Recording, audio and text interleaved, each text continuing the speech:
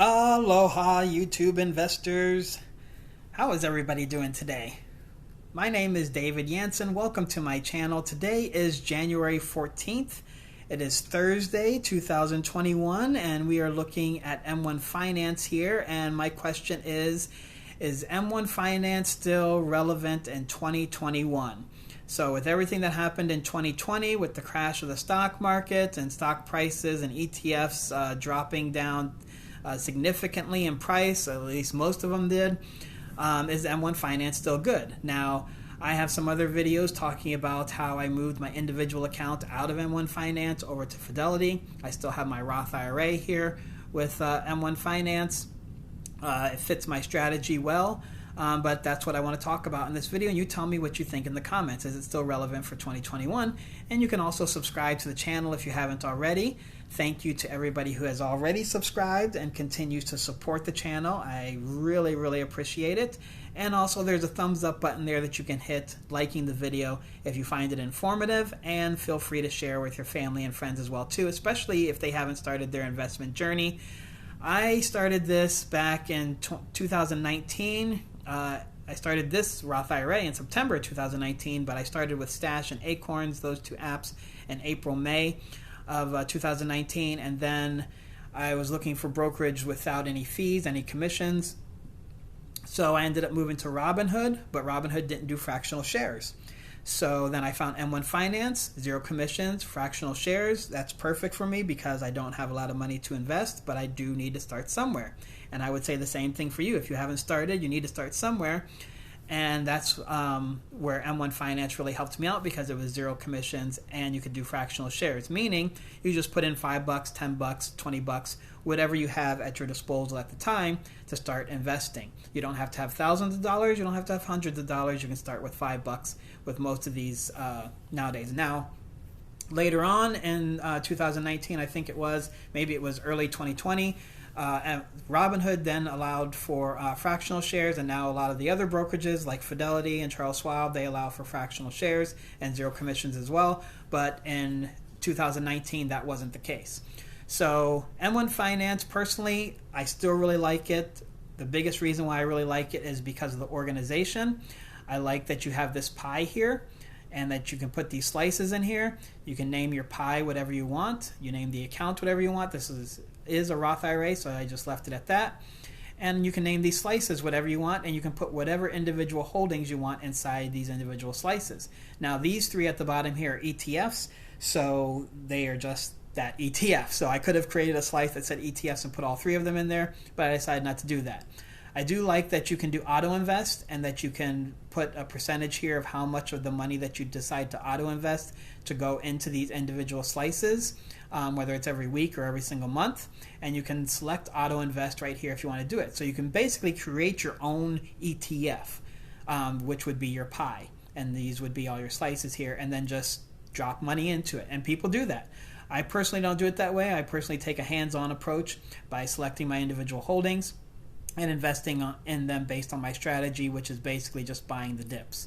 So especially for my Robinhood portfolio, which is my growth portfolio, I'm looking to dollar cost average down. My Fidelity accounts, some of my holdings are dividend growth, so I'm just waiting for them to, again, dollar cost average down. But then some of the others like Coca-Cola, I don't mind, but when the price does fall, then I'll buy into it heavily. Now, me personally, I don't have a lot of money, so buying in heavily into a company is usually 2 or 3 shares. I think the most shares I ever bought at one time was NEO. I bought 5 shares when it was trading at $4.45. That's in my Robinhood portfolio. I have videos showing that to you if you want to check those videos out. So, and like this video if you find it informative, and feel free to share with your family and friends. There's a thumbs up button over there for you. So I do like the organization with this. I do like, as a new investor, and I am still new, under 2 years. And if you are new, I think M1 Finance would help you in the discipline side because, and that's who I think this brokerage is really good for, is for new investors. So if you're just starting and you kind of have an idea of what you're doing, like you know your strategy, you know what your plan is. You want to start a Roth IRA, you want to start a traditional IRA, you want to save for a down payment of a house and just have an individual account or whatever, down payment of, or not down payment, but to buy a car. M1 Finance will help keep you disciplined. So you can just drop money into it, like I said before, with auto invest. Your cash balance is here. This $4.66 is what I was paid in dividends this week. So that sits there, and then eventually, when I make a purchase next week, I believe, I will reinvest those dividends. But so the other thing that I really find good, besides the discipline and the organization, is that this is so easy to navigate. You've got these 10 tabs up here, these 5 up here, these 5 right here, and it tells you exactly what it is. I mean, I did find activity kind of confusing at first, because I was like, okay, it just came from Stash. They didn't really have this, so I wasn't quite sure what it meant. But it tells you everything that happened. You made deposits, and like I said, I don't have a lot of money, so my deposits are, $50 and $10. Your buys, your dividends, how much you were paid by that individual holding. You can click here to quickly see your holdings, how many shares you have with them, average share price, cost per share, and then your gains and how much you have invested, and then your funding history. So if you have a Roth IRA like I do, every fiscal year, you are allotted $6,000 contribution limit for a Roth IRA. So I started this in 2019. I went to 1930 up until the beginning of the starting contribution date for 2020, and then I started for 2020, and I actually have hit the $6,000 mark, because I do have another small Roth IRA with one holding with Webull, and there was a strategy behind that because of a technicality that I ran into with M1 Finance. So I decided to open up Webull with a Roth IRA, and I have over $200 there. So I've eclipsed the $6,000 mark that you're allotted. So that's easy to find here as well. Your bank connection, I won't click on that just because it will show you my banking information. And then these 5 up here, when you hit invest, you are right here. When you hit spend, this is if you want to go into buy into their program, 1% cash, 1% APR, and you have to pay for this every single month. So, I don't want to pay commission, so I'm not going to pay for this. Same thing if you want to borrow, which I advise against, not to borrow money to invest, even if you do think it's a slam dunk. The research is exactly what it says, shows you what the markets did for today, and gives you some news from all types of different articles, not just CNBC that you see through here. And then your transfers, you can set up regular transfers based on the day, based on the month, based on the week. So I really, really like that about M1 Finance. So what I don't like about it is you are only allotted one trading time per day. So at the beginning, when the stock market opens, as you can see, my trading day here is 4:30 in the morning. I'm in Hawaii. On the east coast of the United States, the opening trading day is 9:30 in the morning. So that I don't like. Now, if you want to pay, you can add one more trading day for 10 a.m., but you have to pay for that. Again, I don't want to pay commissions, so I'm not going to pay for something extra.